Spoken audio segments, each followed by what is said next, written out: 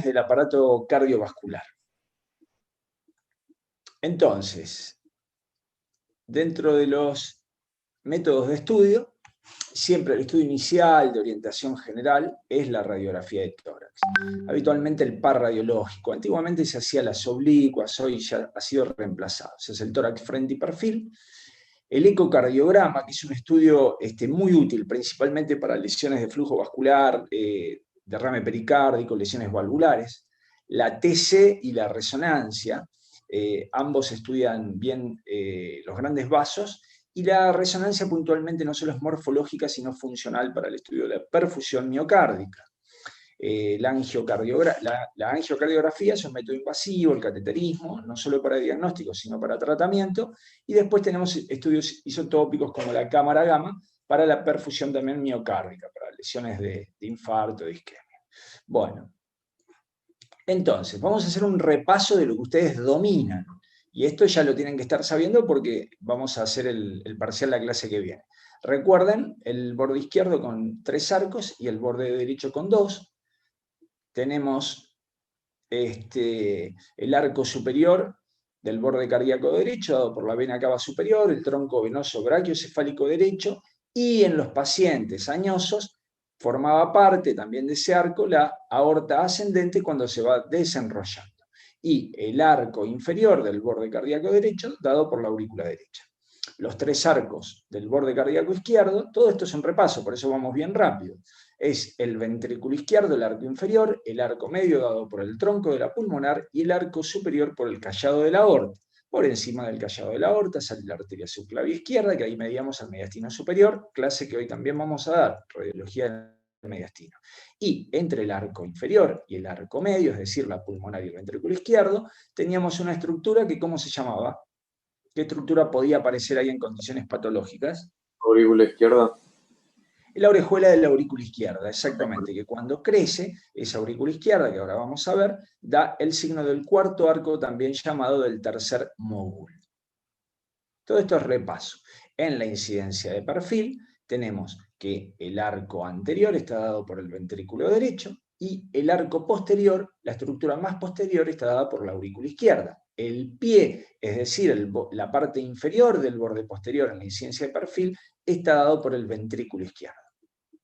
Entonces, todo eso, nosotros lo sabemos por tórax, frente y perfil normal, pero siempre les digo lo mismo, ocupen la memoria para cosas más interesantes. Lo que tenemos que saber es la anatomía real. Entonces, si nosotros sabemos esto, que es un corte axial, por resonancia o por tomografía o por lo que fuere, tenemos que saber que el corazón tiene un eje oblicuo hacia la izquierda, en el cual las estructuras anteriores son los ventrículos y las posteriores son las aurículas. Por lo tanto, la estructura más anterior es el ventrículo derecho, la más posterior es la aurícula izquierda. Entonces, cuando nosotros hacemos una radiografía posterior o anteroposterior de frente, fíjense que el lado más externo derecho es la aurícula y el lado más externo es el ventrículo izquierdo. Y el anterior, el ventrículo derecho, y el posterior, la aurícula izquierda. Eso es consecuencia de este eje. Ahí está el tabique interaurículo ventricular. Bien. Siempre a los fines didácticos tenemos que tratar de agrupar las estructuras de acuerdo a una semiología radiológica. Siempre digo que ustedes todavía ni siquiera vieron clínica, por lo tanto, tenemos que tratar de agrupar en signos o en síntomas, en signos radiológicos que nos permitan llegar a un diagnóstico clínico. Entonces, vamos a analizar el corazón y conjuntamente el pericardio. Vamos a analizar las estructuras vasculares, básicamente la aorta y el patrón vascular pulmonar, y otros hallazgos asociados a las malformaciones cardíacas.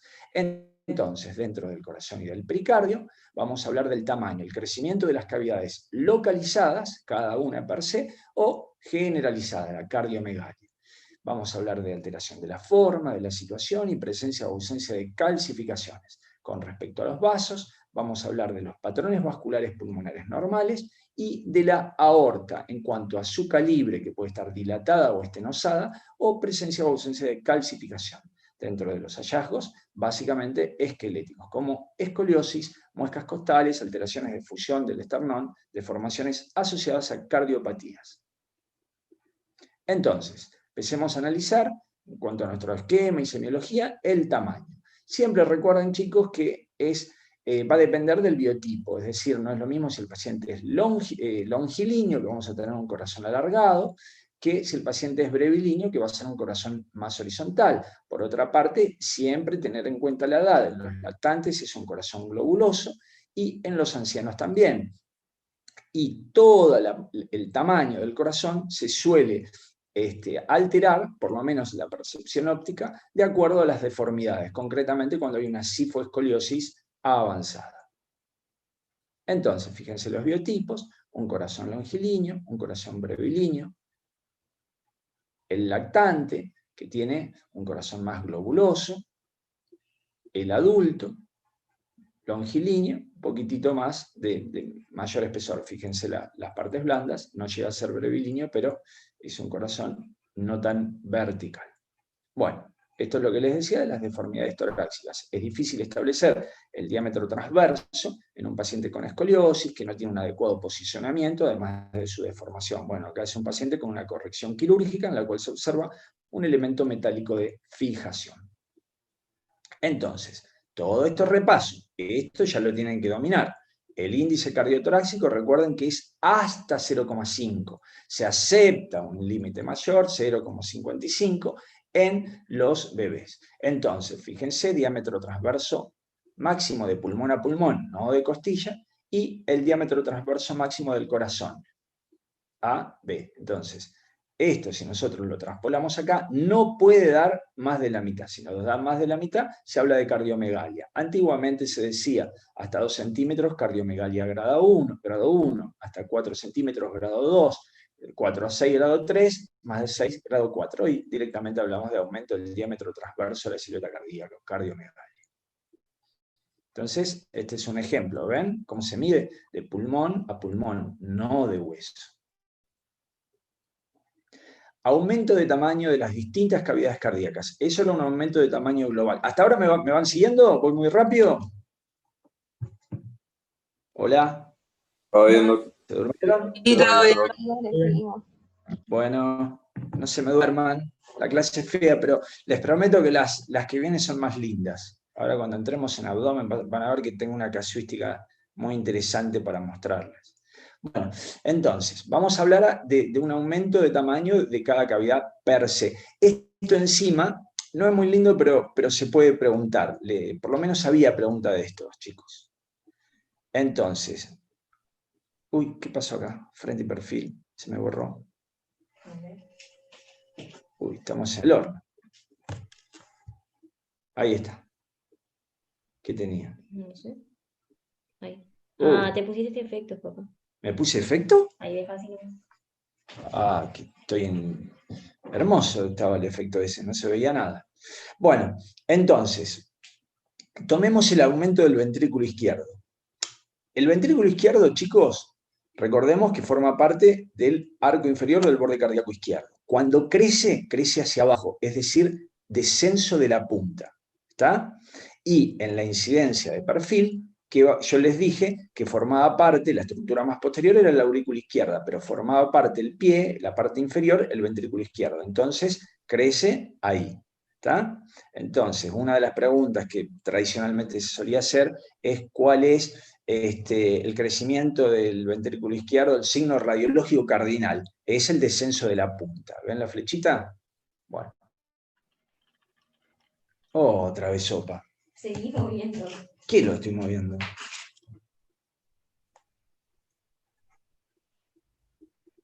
Ahí está.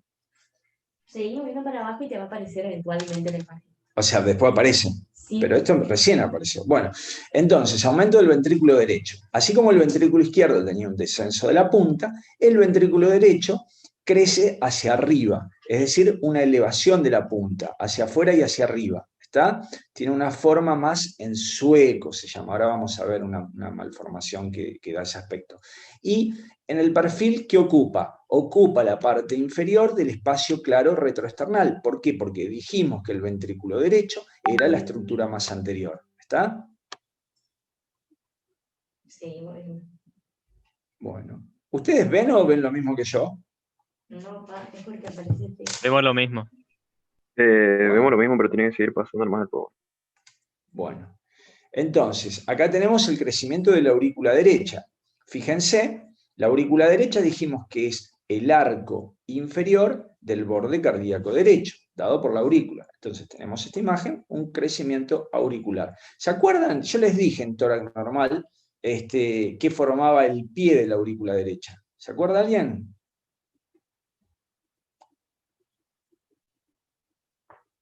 ¿Se acuerdan?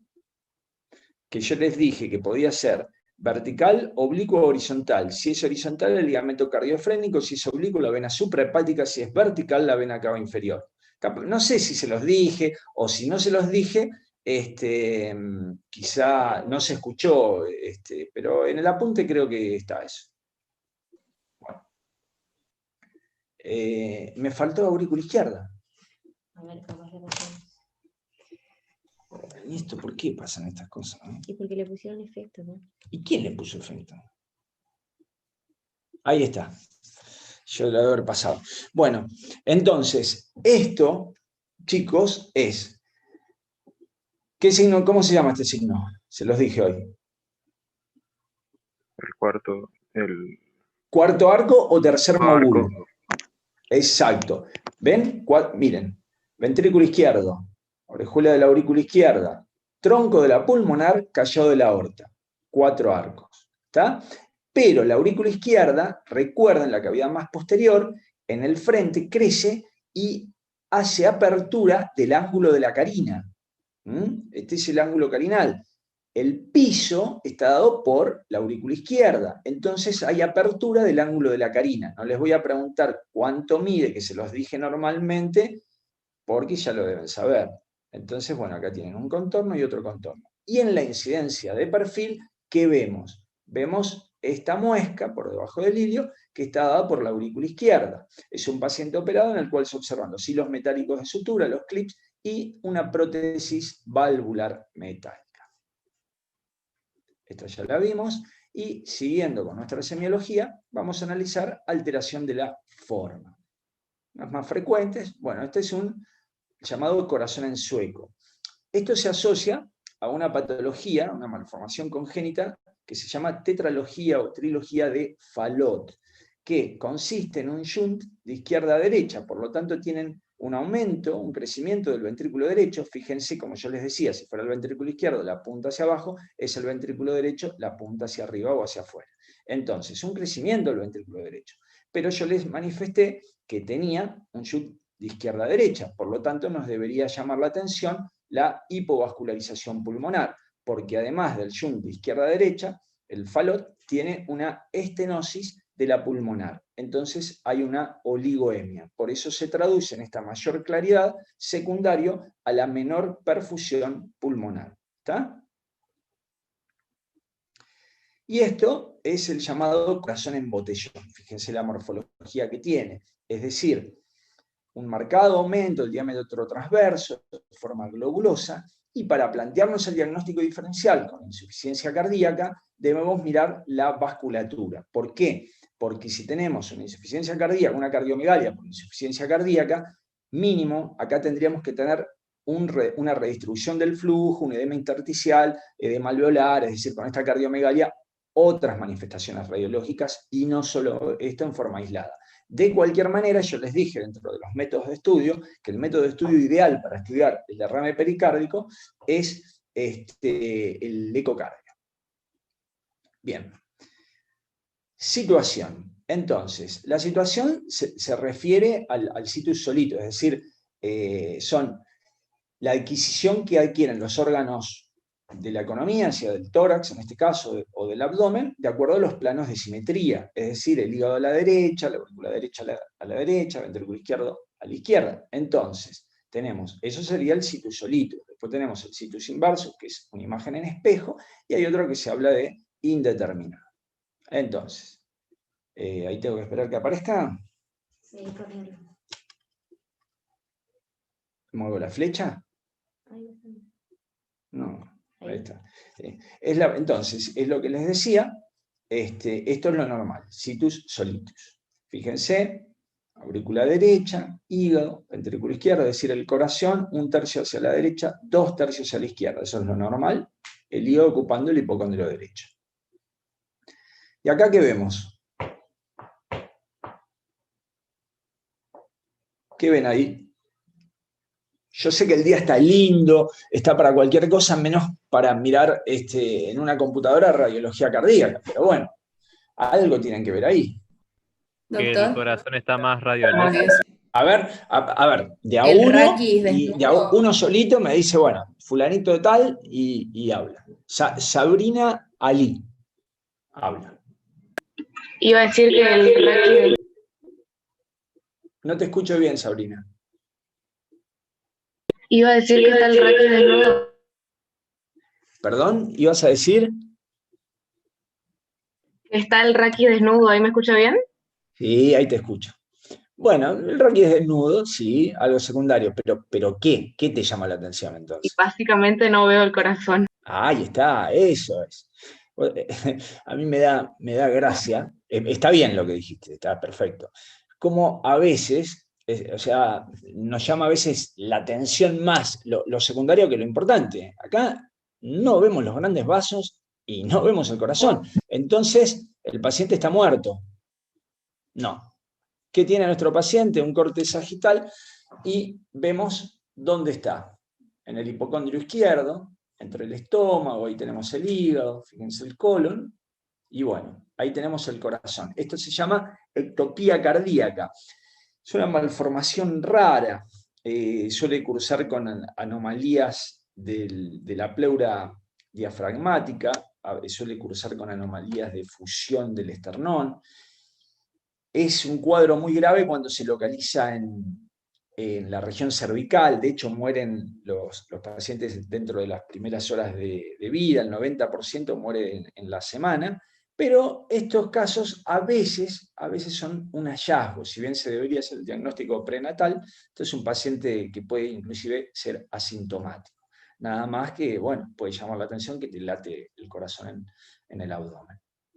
Pero esto se llama el síndrome de Tin-Tan. Recién le preguntaba a mi hija, el hombre lata, el mago de Oz, habla del hombre lata que no tenía el corazón, bueno, y Tin-Tan, Tin parece que es lata en inglés, ojalata o algo así. Bueno, no, me faltó algo negro que faltó acá. Esta, no sé si las mostré.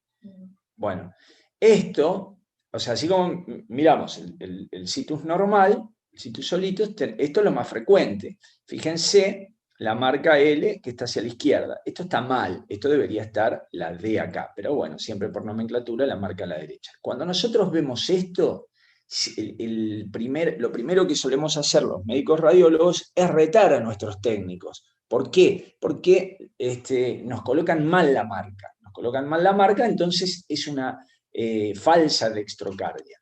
Y fíjense que es un situs completo porque tenemos el corazón a la derecha y fíjense dónde está el hígado, la opacidad del hígado en el hipocondrio izquierdo. Y el estómago sumado ahí al colon hacia la derecha. Bueno, ahora sí, avanzamos, si me deja este mouse. Ahí está. Bueno, la presencia de calcificaciones. Calcificaciones pueden estar en el pericardio, en las válvulas, en las vasculares o en miocardio. Vamos a ver algunos ejemplos groseros. Una extensa calcificación como una cáscara bien periférica. Ante esto nosotros sospechamos en una pericarditis, generalmente exudado tuberculoso, con los años suele calcificar y se suele manifestar como una pericarditis constrictiva. Acá tenemos una calcificación, no se ve bien, pero para vertebral izquierda se suele asociar con las enfermedades reumáticas o bien con los años, que es la calcificación de la mitral. Esta es una calcificación de la aorta. Esta, no esto que les estoy señalando. Esto que les estoy señalando es otra cosa. Entonces, la aorta ligeramente elongada, más en su porción descendente, con ateromas calcificados, calcificación muy frecuente, y hay una imagen rondeada con densidad cálcica que se proyecta en un espacio que se llama ventana aortopulmonar, zona de ganglios. En tórax normal lo hemos visto. De la semiología vascular, ¿qué tenemos que saber? El calibre, que puede estar aumentado o disminuido en la aorta. Entonces tenemos una placa de frente en el cual se observa una marcada dilatación, tanto del callado y principalmente de la aorta descendente. Fíjense, ahí tenemos el entrecruzamiento con el corazón. Es un paciente operado, ahí se ven los hilos metálicos de sutura. Entonces, consideramos riesgo de rotura a partir de los 4 centímetros. Perdón, a partir de los 4 centímetros aneurisma, a partir de los 5 hay riesgo de rotura. Hay distintos tamaños, tiene distintos diámetros la aorta normal torácica. Recuerden que la porción ascendente está entre 2,5 y 3, el callado más o menos similar, 2,5, 3, y la porción descendente 2,5 centímetros normalmente. Entonces acá hay unos ejemplos de un corte tomográfico axial, sagital, con contraste, en el cual se observa una dilatación de la porción ascendente. Acá tienen la aorta ascendente, el tronco de la pulmonar, la rama derecha, la vena cava superior, la arteria pulmonar izquierda y la aorta descendente. Y acá, sagital, la aorta ascendente, callado, porción descendente. Esta es otra forma de presentación bastante característica, que es mal llamado aneurisma disecante, porque no siempre está dilatada. Esto en realidad es un hematoma disecante, o el término correcto sería una disección aórtica, que es, hay una efracción en la íntima y se forma una doble luz. Entonces, tenemos una luz falsa y la luz verdadera. Este es un cuadro muy grave, de hecho, hay una clasificación de la Universidad de Stanford, que es una de las más usadas, que el tipo A, que sería cuando nosotros vemos una disección de la aorta ascendente, es quirúrgico. Es quirúrgico. Bien.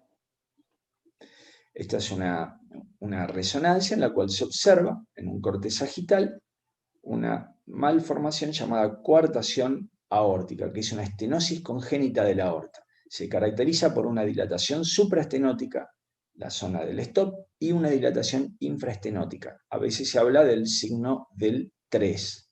Signo del 3, sería como un 3. Y fíjense todos los vasos colaterales. Estos vasos colaterales son los que nos van a dar improntas o muescas en las costillas. Se llama signo de Roessler. Bueno, un repaso de la vascularización pulmonar, fíjense, la normal, que se van dicotomizando, se van ramificando, los vasos tienen mayor calibre en la región central que en la periferia, llegan hasta 1 centímetro de los bordes. Después tenemos cuando hay un mayor flujo, que tanto los vasos centrales como los periféricos tienen un calibre aproximadamente similar. Tenemos lo que ya vimos, esto lo vimos en EPOC, ¿se acuerdan? El cor pulmonar, la hipertensión arterial pulmonar, arteria dilatada y vasos periféricos contraídos chiquititos. La hipertensión venocapilar con redistribución del flujo, líneas de Kerley, esto ya vamos a ver.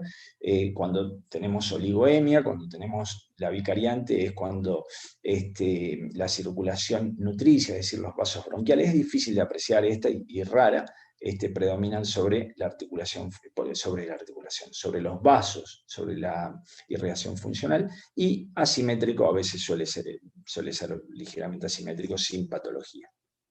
Bueno, esto quizás sea lo más importante para ustedes, desde el punto de vista como médicos generalistas, que es lo que se les pregunta, y es la insuficiencia cardíaca congestiva. Este es un concepto que tienen que tener. La medida de la presión venosa pulmonar. Lo normal es de 8 a 12 milímetros de mercurio. Hay redistribución, chicos, cuando la presión oscila entre los 2 y los 19. Hay edema intersticial entre los 19 y 25 milímetros de mercurio y edema alveolar o parenquimatoso mayor a 25 milímetros. Es decir, es directamente proporcional el aumento de la presión venosa con los hallazgos radiológicos. Entonces, si nosotros tenemos que describir esta placa, decimos que se observa, bueno, aorta elongada, ateromas calcificados, aumento del diámetro transverso de la silueta cardíaca con signos de hipertensión pulmonar pasiva caracterizados por redistribución del flujo vascular. Fíjense que acá la ley de la gravedad de nuestro amigo Newton, no se cumple, porque por más que el paciente esté erguido, son gordos, son más gorditos los vasos de los vértices con respecto a lo de las bases. ¿Está? Otra vez. Yo la voy a agarrar a trompada. Bueno, papá. No, pero me calienta darme clase así encima. Pero mirá, parece. Bueno. Disculpen.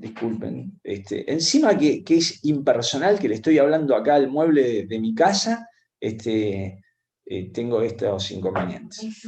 Bueno, seguimos. Ya había hablado de la hipertensión pulmonar pasiva, la redistribución del flujo. Esto ya lo vieron ustedes, chicos, ¿se acuerdan en el intersticio? Entonces, tenemos un aumento del diámetro transverso de la cilindra cardíaca. Fíjense que también llama la atención el contorno como si hubiera un cuarto arco, es decir, además del ventrículo izquierdo probablemente tenga la aurícula izquierda. Tenemos los hilios borrosos o hilios flu, eso es un signo de edema intersticial, la borrosidad vascular. Y en algunos casos vemos el engrosamiento de la cisura, no en este caso, el manguito peribronquial. El manguito peribronquial es esto, al lado de la arteriola tenemos el bronquio con la pared gruesa. Es edema, simplemente es edema que se acumula ahí. Esto ustedes ya lo dominan porque yo se lo expliqué en intersticio. Y tenemos esto que son las líneas B de Kerley. Les iba a preguntar qué era y ahí abajo tenemos esto bien botonazo que nos dice qué es. Así que tengo que borrar esto para hacerle las preguntas. Bueno, eso lo voy a guardar para el repaso. ¿Está? Bueno, seguimos. Ahora que les digo eso, nadie va a venir al repaso. Entonces, si aumenta la presión venosa, vamos a tener ya que el edema del soporte o de la estructura, que es el intersticio, ya entra al espacio alveolar. ¿Está claro? Entonces, ¿qué tenemos? Lo que ya vimos en patrón alveolar difuso bilateral, agudo, es decir, un infiltrado alveolar o una zona de consolidación difusa, bilateral, predominio periliar, que no siempre se traduce en llamado ¿qué? Edema en... Hola. Edema de mariposa. Muy bien, muy bien. Edema en alas de mariposa. Está descrito en todos lados y la verdad que es bastante frecuente. Fíjense, mayor opacidad o mayor ocupación en la región iliar y respeta de alguna manera la periferia. Entonces, siempre, si no se los dije, creo que todas las clases se lo voy a decir, a los radiólogos nos acusan de imaginar cosas y bueno, de imagen en butterfly. Estoy dominando inglés. Bien.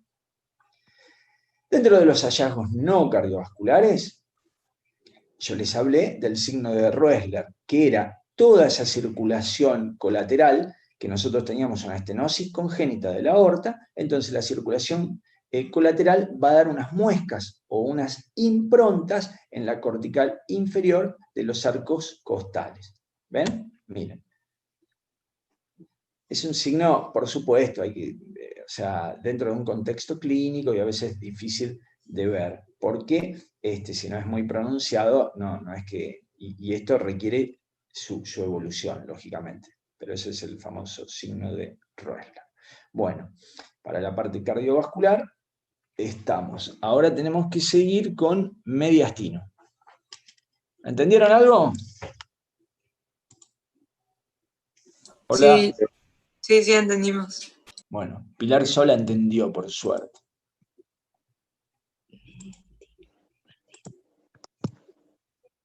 Sí.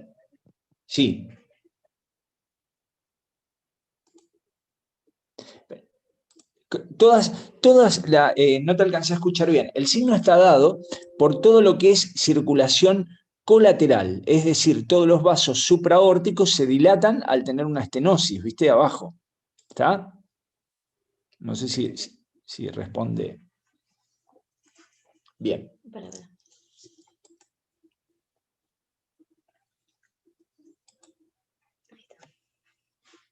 No están conectados los chicos, ¿no? La cara. A ver.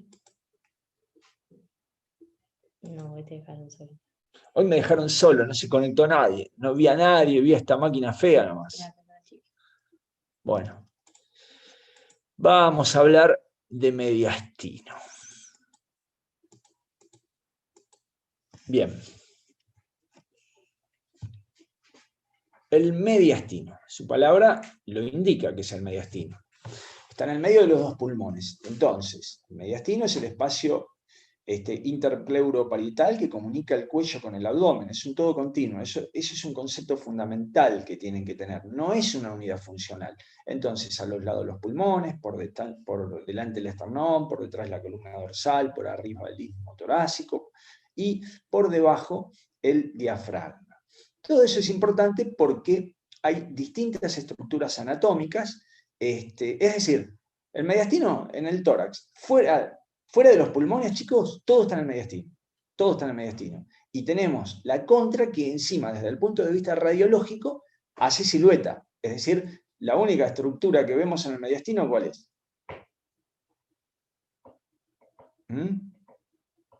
¿Qué estructura es la que vemos en el mediastino? Ahí los estoy ayudando. Cuando hay una opacidad de un emitor, yo les decía que ustedes tienen que mirar la tráquea. Entonces, para ver si estaba desplazado o no. Bueno, opacidad total con o sin desplazamiento. Esa estructura del mediastino, que es vertical, ligeramente lateralizada hacia la derecha por la impronta del callado, es la que a nosotros nos permite diferenciar alguna estructura distinta. ¿Y a qué voy? A que es muy importante que nosotros reconozcamos las poquitas estructuras radiológicas, y ahora vamos a ver lo que es una línea, lo que es un borde y lo que es una banda. Pero entonces, retomando, entre los pulmones, está en el medio, es una unidad funcional, pero es continua. Cualquier patología del cuello puede tener traducción en el mediastino, o cualquier patología del abdomen, traducción en el mediastino, o viceversa. Entonces, las clasificaciones son diversas. Hay una clasificación anatómica, suele dar Felson, tiene una clasificación muy usada, Fraser. Se modificó esto con la clasificación axial, pero la clásica es anterior, medio y posterior. Es importante, si yo les estoy hablando que es un todo continuo, de alguna manera estoy estableciendo una contradicción, pero en realidad lo hacemos a los fines didácticos y a los fines de que en cada uno de estos espacios, hay estructuras anatómicas, y es lo que a nosotros nos permite diferenciar las distintas patologías, es decir, sospechar las distintas patologías. Entonces, la clásica anatómica en un perfil anterior, medio y posterior. Anterior es del borde posterior del esternón al borde anterior del pericardio. Del borde anterior del pericardio al borde posterior el medio, y de ahí hacia atrás el posterior. Pero hay otra clasificación que considera, ahí sería muy chiquito el mediastino anterior, hay otra clasificación que considera desde el esternón hasta el borde posterior del corazón y línea imaginaria de la pared anterior de la tráquea. Todo eso sería anterior, medio, desde el borde posterior hasta 1 centímetro por detrás de la columna, y posterior muy chiquitito a 1 centímetro por detrás de la columna.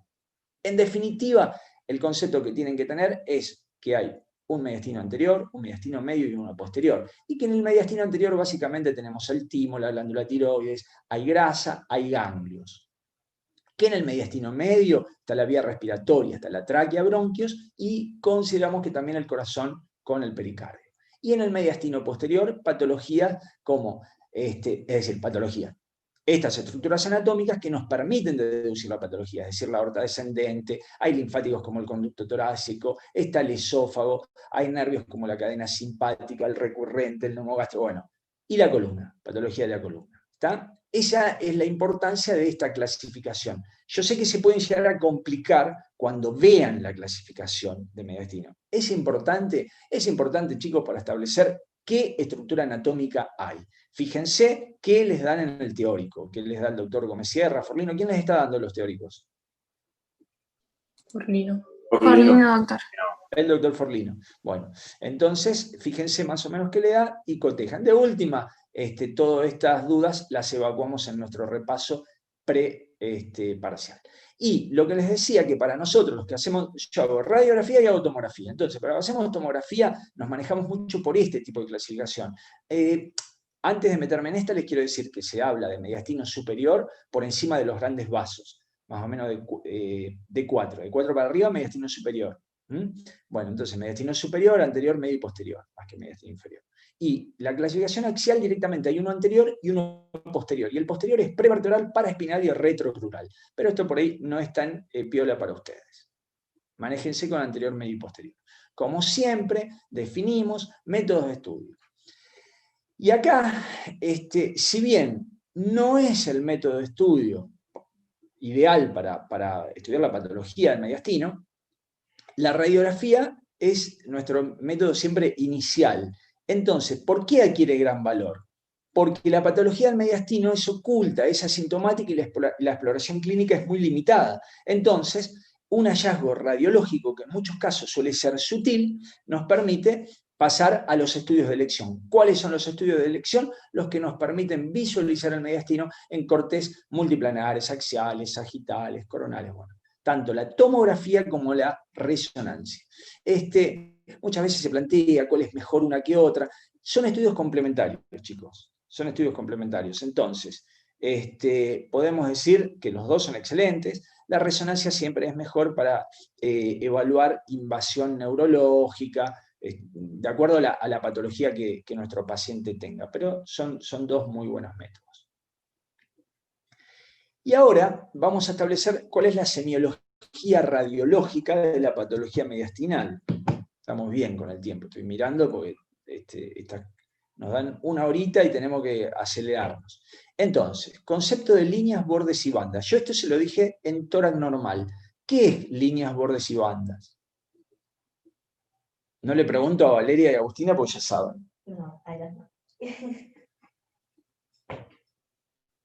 ¿Se acuerdan lo que era línea, bordes y bandas? Bueno, si no se acuerdan, no importa. Vamos a repasar. Entonces, borde, recuerden el borde cardíaco. Es la interfase entre dos densidades. ¿Está? Eso es un borde. Una línea, tomen por ejemplo la cisura menor. Una línea es una densidad, la densidad finita de 1 milímetro agua, entre dos densidades. La densidad aire del pulmón del lóbulo superior, aire del pulmón del lóbulo inferior. ¿Está? Arriba y abajo aire, la liñita. Y la banda que es, tomen ejemplo la banda paratraqueal derecha. Entre paréntesis, ¿cuánto medía la banda paratraqueal derecha? Hola. Hola. ¿Cuánto medía la banda paratraqueal? ¿Se acuerdan? Hasta 0,3 centímetros. Entre 0,3 y 0,5 puede ser normal o patológica. Más de 5 milímetros, chicos, siempre es patológica. O sea, cuando yo en tórax normal los abrumaba con estas cosas, era para aplicarlo cuando veamos algo patológico. De hecho, cuando vimos atelectasia del lóbulo superior derecho, una atelectasia bien completa, se va a manifestar como un ensanchamiento de la banda paratraqueal. Leticia Cáceres me quiere eliminar. La veo ahí en la computadora que me anda haciendo... Bueno, entonces, líneas, bordes y bandas. Cuando nosotros vemos un ensanchamiento de una determinada línea, un ensanchamiento, una alteración del contorno de los bordes, o de lo mismo de las bandas, vamos a sospechar una patología del mediastino. Por eso tenemos que conocer la normalidad. Y estos son signos radiológicos útiles que los aplicamos en el mediastino, los podemos aplicar en distintas estructuras de la economía, pero los aplicamos en el mediastino porque se suele preguntar qué es el signo extraparenquimatoso, el signo cérvico-torácico del Ivers o de la región tóraco-abdominal, de la convergencia iliar, del ocultamiento iliar. Cada uno de estos signos ya los fuimos mencionando, muchos de esos nosotros ya lo sabemos. El signo extraparenquimatoso, que podía ser pleural o extrapleural, era los bordes bien delimitados, porque generalmente estaban contenidos por pleura, y era el signo de la embarazada. ¿Se acuerdan cuando veíamos un nódulo extraparenquimatoso bien delimitado con una imagen ausada, mayor diámetro transversal y mayor diámetro en el ecuador y menor diámetro en los extremos? Bueno, eso era extraparenquimatoso, lo aplicamos a la patología mediastinal. El signo cérvico-torácico, que ahora vamos a ver, el del iceberg, convergencia y ocultamiento. Entonces, esto sería un signo cérvico-torácico negativo. Está relacionado con el signo de la silueta. Recordamos, signo de la silueta, dos densidades iguales en un mismo plano funden o confunden sus límites. Eso es signo de la silueta positivo. Acá estamos en presencia de un signo de la silueta negativo, es decir, un ensanchamiento del mediastino superior con convexidad hacia la izquierda que sobreplaza la clavícula y sigue. En la incidencia de perfil vemos que es bien posterior. Fíjense, bien delimitado, un contorno, una típica imagen extraparenquimatosa que está en el mediastino y sobrepasa. Entonces, con la incidencia de frente sospechamos que es mediastino posterior. ¿Por qué? Porque el mediastino anterior llega hasta las clavículas y de ahí en más no continúa. No continúa porque hace signo de la silueta con las partes blandas del cuello. Ergo, cuando nosotros vemos un ensanchamiento de una masa del mediastino, una alteración del contorno del mediastino que llega a la clavícula y continúa, es mediastino posterior, signo cérvico-torácico negativo. Cuando vemos una masa que llega hasta la clavícula y no continúa, ¿por qué? Porque se pierde con las partes blandas renales, hace silueta, signo cérvico-torácico positivo, es una masa de mediastino anterior. Fíjense, ensanchamiento, lobulado del contorno del mediastino, tanto del lado derecho como el izquierdo, llega aproximadamente hasta las clavículas y de ahí en más no lo podemos seguir a diferencia de la anterior. Le hacemos la placa de perfil y vemos que la imagen está en proyección del mediastino anterior. Esto es signo cérvico-torácico positivo, masa de mediastino anterior. ¿Se entiende esto? Bueno, acá hay una estructura absolutamente normal, pero es una estructura que muchas veces suele confundir al ojo. Se está yendo para cualquier lado mi mouse. Bueno, ahí está. Y porque así es. Ah, yo lo tengo que apuntar ahí. Bueno, perdón. Hoy estoy más torpe que lo habitual con la tecnología. Sepan disculpar esto, hijos. Entonces, el timo. Estas características radiológicas quiero que sepan. Es una masa, se comporta como una masa de mediastino anterior. Recuerden, masa proceso ocupante de espacio independientemente de su etiología. No estoy hablando de algo patológico. Entonces, masa de mediastino anterior, tiene una densidad de partes blandas, es homogénea, deja ver los vasos atrás, no comprime, es muy blando, muy depresible. Al contrario, no comprime estructuras vasculares. Ahora vamos a ver signos que a él lo comprimen o lo deprimen. Los contornos son bien definidos, pueden ser lisos o ondulados, pero bien definidos, y radiológicamente esto es importante. ¿Hasta cuándo lo ven? Hasta los 2 años. Hay un famoso refrán que tenemos los radiólogos los radiólogos viejos. Yo tengo una médica residente con nosotros, casi todos los residentes de diagnóstico rotan conmigo en radiología, por lo menos los de acá de Corrientes. Y siempre les digo ese refrán que ellos no lo conocen, porque los viejos radiólogos sabemos, que el timo calla cuando el hombre habla, o viceversa. Es decir, lo veo hasta los 2 años, radiológicamente me refiero, y que es cuando empieza a hablar. El chiquito entre los 2 o 3 años empieza a hablar, entonces ahí ya se calla el timo. Y cuando el niño no habla, está hablando el timo. Bueno, de esa manera se van a acordar hasta cuando lo ven radiológicamente. Por tomografía no lo vemos hasta en la adolescencia. Bueno, entonces, estos son signos característicos. Esto se pregunta, no sé por qué siempre preguntan esto. Se ve que Gómez Sierra, Forlino se enamoraron del signo de la vela.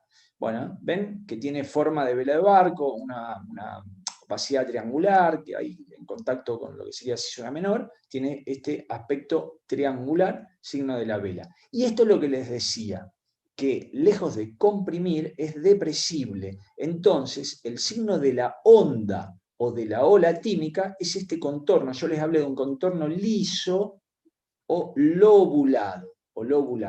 Entonces, lobulado por la impronta condroesternal. No la impronta de la no osificación a esta edad, sino de las costillas. ¿Está? Bien, 2 signos de mediastino. Hay que diferenciar el mediastino, más cuando el niño está rotado, la placa expirada, con consolidación franca del lóbulo superior o con cardiomegalia. Este es otro de los signos que se suele preguntar, que es el signo del ocultamiento iliar. El signo del ocultamiento iliar se refiere a, apliquemos el signo de la silueta. Dos estructuras de igual densidad funden sus límites. El ilio, chicos, ahí está oculto, es decir, no está fundiendo sus límites, no confunde sus límites, por lo tanto hay superposición. Veo una masa que por sus características radiológicas se comporta como extraparenquimatosa y veo el ilio. Generalmente, patología, masa de mediastino anterior o medio signo de ocultamiento iliar. Y este es el llamado signo del iceberg o tóraco-abdominal. ¿A qué se refiere?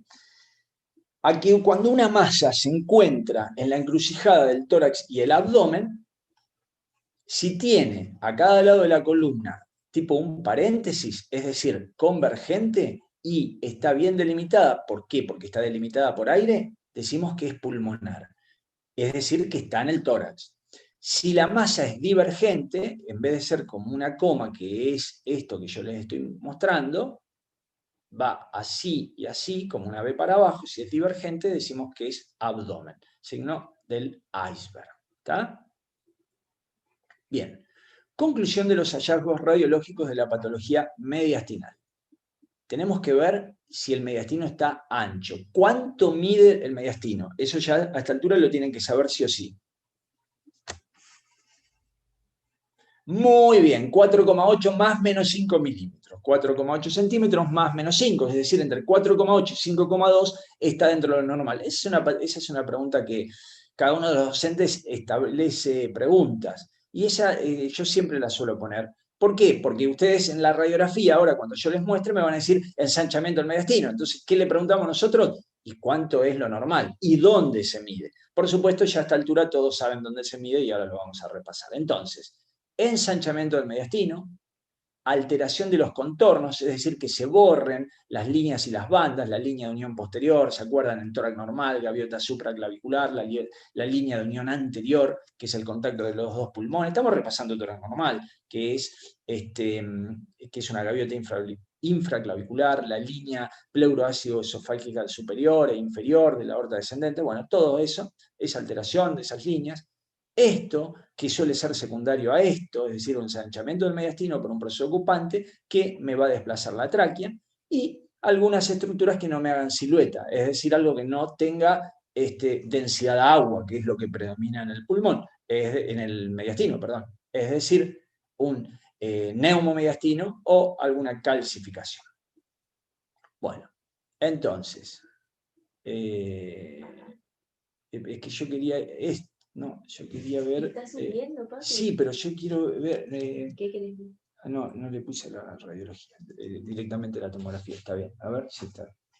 Bueno, entonces, fíjense lo que les decía, que para la evaluación del mediastino cambió totalmente su estudio a partir de las imágenes axiales. Nosotros tenemos esto, ¿cómo se traduce en una radiografía, chicos? En una radiografía de tórax, ¿qué es lo único que van a ver ustedes acá? Yo pensé que le había puesto la radiografía, eso es lo que estaba buscando. ¿Cómo se les ocurre que, vamos a la anterior, cómo se les ocurre que en esa tomografía que yo les puse, se va a ver en la placa, en la radiografía?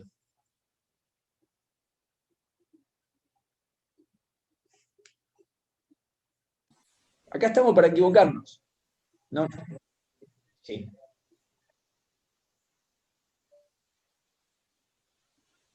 No, el signo más común, todo lo que hemos visto de radiología de mediastino, el más común. Casi ni les mostré el aerocalcio, el tráqueo, esto es secundario, esto también. Esto, chicos, lo único que van a ver ustedes. Lo único que van a ver. Quiero ver, miren. ¿Ven? Sea de mediastino anterior o sea mediastino posterior, lo único que ustedes van a ver en una placa es la alteración del contorno caracterizado por un ensanchamiento del mediastino superior. ¿Está? No se olviden. Ustedes van a ver una placa con un ensanchamiento del mediastino superior. Si bien yo les hice una descripción detallada, Esto es lo que ustedes van a ver. Y secundariamente podemos buscar el signo ¿cuál? La tráquea. Entonces, ensanchamiento del mediastino superior con ligero efecto de masa de la tráquea. ¿Por qué? Porque la tráquea normalmente está hacia la derecha, por la impronta del callado, y acá fíjense que está bastante vertical, es decir, la masa, si bien es izquierda, también es derecha, entonces me está haciendo una impronta que me desplaza la tráquea hacia el lado contralateral. Entonces, no se olviden de esto. Esto es lo que ustedes van a buscar. Bueno, este es un ensanchamiento normal. Bueno.